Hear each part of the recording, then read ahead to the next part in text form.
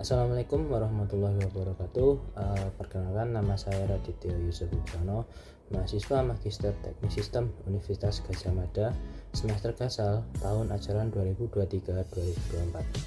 Pada kesempatan kali ini saya akan membahas beberapa topik, yaitu yang pertama adalah visi, misi, dan tujuan karir saya ke depannya. Kemudian yang kedua adalah konsep berpikir sistem, dan yang terakhir adalah konsep dan implementasi pengembangan network untuk pengembangan diri dan institusi. Nah, sekarang kita akan membahas topik pertama, yaitu visi dan misi serta tujuan karir kedepannya yang akan saya lakukan. Untuk visi sendiri, saya ingin menjadi orang yang expert dalam bidang teknik elektro, khususnya dalam energi baru terbarukan, yang dapat merancang, mengelola, mengimplementasikan solusi yang inovatif, serta mengevaluasi suatu sistem, dan memiliki jiwa leadership yang kuat. Kemudian misi saya ini ada beberapa. Yang pertama yaitu memberikan solusi sistem terdepan, di mana menyediakan solusi sistem yang terdepan, terus menerapkan teknologi terkini untuk memenuhi dan melampaui harapan pelanggan. Kemudian yang selanjutnya adalah mengoptimalkan kinerja sistem, di mana mengoptimalkan kinerja sistem melalui perancangan, implementasi, dan pemeliharaan yang efisien. Kemudian juga meningkatkan produktivitas ketahanan. Selanjutnya yang ketiga adalah berinovasi dalam pengembangan teknologi.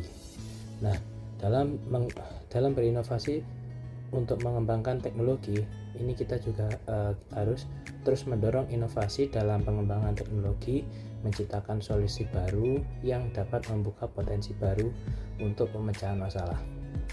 Kemudian yang keempat itu ada dukungan pelanggan yang luar biasa, yaitu memberikan dukungan pelanggan yang luar biasa dengan respon cepat, pemecahan masalah yang efektif, dan pendekatan kolaboratif terhadap kebutuhan unit pelanggan.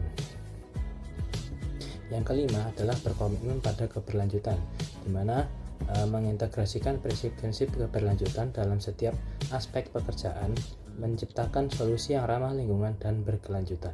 Dan yang terakhir yaitu pengembangan profesional dan karyawan, di mana mengembangkan tim profesional melalui pelatihan terus-menerus, menciptakan lingkungan kerja yang mendukung pertumbuhan, kolaborasi, dan inovasi. Dan yang terakhir yaitu tujuan karir saya, di mana kedepannya saya akan melakukan inovasi dan pengembangan solusi, di mana yaitu berkontribusi dalam pengembangan solusi inovatif untuk meningkatkan efisiensi sistem. Kemudian merancang dan mengimplementasikan solusi yang dapat meningkatkan kinerja keamanan dan kehandalan sistem. Yang kedua yaitu manajemen proyek, mengembangkan keterampilan manajemen proyek untuk mengelola proyek sistem dari awal hingga akhir dengan efisien. Kemudian memastikan proyek-proyek selesai tepat waktu dan sesuai dengan anggaran. Yang ketiga yaitu pengelolaan dan pemeliharaan sistem, menjadi ahli dalam pemeliharaan sistem, termasuk pemantauan, pemecahan masalah, dan perbaikan rutin. Kemudian juga mengoptimalkan kinerja sistem dan mengidentifikasi peluang perbaikan. Yang keempat yaitu pendidikan dan pelatihan, dengan berbagai pengetahuan dan pengalaman melalui pelatihan atau pengajaran. Kemudian mengambil peran dalam pengembangan dan penyampaian program pelatihan di bidang energi baru terbarukan.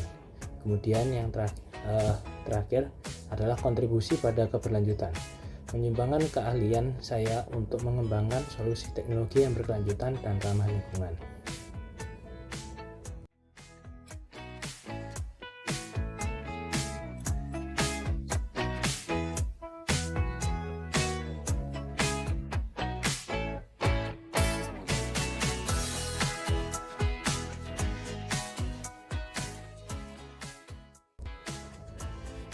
Selanjutnya adalah pembahasan kedua, topik kedua yaitu konsep berpikir sistem.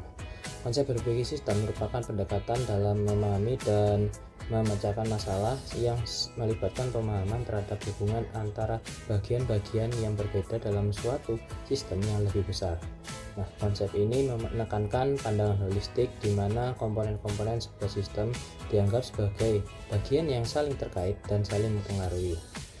Kemudian ada beberapa konsep nih yang terkait dengan berpikir sistem, meliputi yang pertama itu ada pandangan holistik, di mana berpikir sistem memandang suatu masalah atau situasi dari perspektif yang luas, melibatkan pemahaman terhadap bagaimana bagian-bagian dalam sistem saling terhubung dan berinteraksi. Kemudian yang kedua yaitu ada hubungan antar elemen, di mana fokus pada bagaimana setiap elemen dalam suatu sistem berinteraksi dan saling mempengaruhi. Perubahan di satu bagian sistem dapat memiliki dampak pada bagian-bagian lainnya. Kemudian yang ketiga yaitu ketergantungan dan interkoneksi, memahami bahwa elemen-elemen dalam suatu sistem saling terkait dan ketergantungan satu sama lain.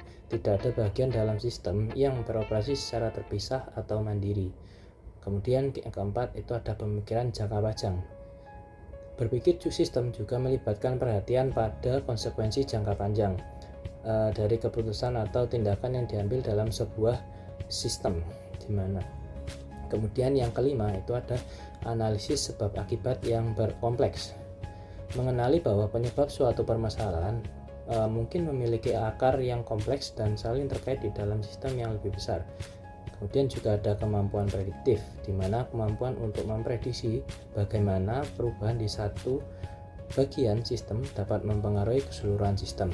Kemudian yang ketujuh itu ada solusi berbasis sistem, pendekatan untuk mencari solusi yang memperhitungkan keseluruhan sistem, bukan hanya fokus pada satu bagian saja. Nah, berpikir sistem penting dalam berbagai bidang termasuk manajemen, ilmu sosial, teknologi, dan lingkungan, karena membantu dalam memahami kompleksitas, merencanakan dengan lebih baik, dan membuat keputusan yang lebih efektif dalam menghadapi permasalahan yang rumit.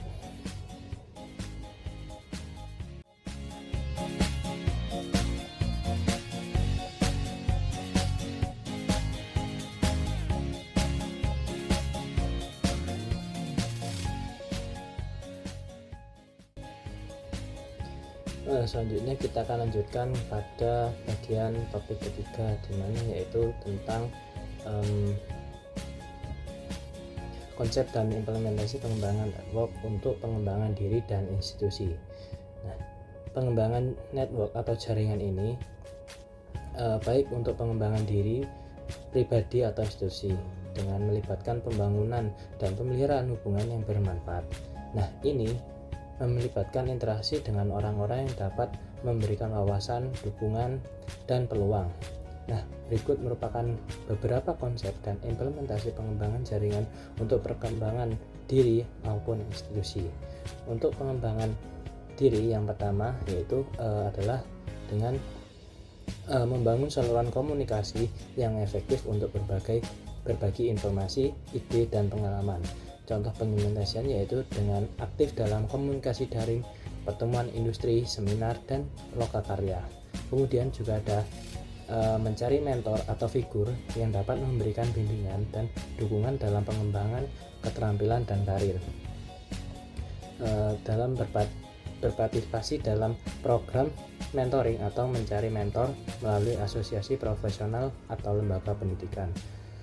Kemudian selanjutnya yaitu partisipasi dalam komunitas industri, di mana melibatkan dalam komunikasi atau terlibat dalam komunikasi atau kelompok industri terkait untuk membangun hubungan dan berbagi pengetahuan. Kemudian selanjutnya ada kolaborasi proyek dan tim, dengan bergabung dengan proyek-proyek sukarela, tim peneliti, atau proyek industri bersama. Selanjutnya untuk pengimplementasian pengembangan jaringan atau network untuk institusi. Yang pertama itu ada kemitraan bisnis, di mana membentuk kemitraan strategis, sponsor acara bersama, atau berpartisipasi dalam program kemitraan industri. Kemudian juga ada hubungan dengan pemangku kepentingan, di mana mengadakan pertemuan rutin, survei kepuasan pelanggan, dan melibatkan karyawan dalam pengambilan keputusan. Kemudian juga ada pelatihan dan pengembangan karyawan dengan menyelenggarakan program pelatihan internal, memfasilitasi akses ke sumber daya pembelajaran, dan mendukung partisipasi karyawan dalam pelatihan eksternal. Kemudian ada keterlibatan dalam komunikasi lokal, di mana menyelenggarakan kegiatan sukarela, memberikan dukungan kegiatan dan menjadi bagian dari proyek-proyek keberlanjutan. Mungkin sekian dari pemaparan saya terhadap 3 topik yang setelah saya bahas. Kurang lebihnya mohon maaf. Wassalamualaikum warahmatullahi wabarakatuh.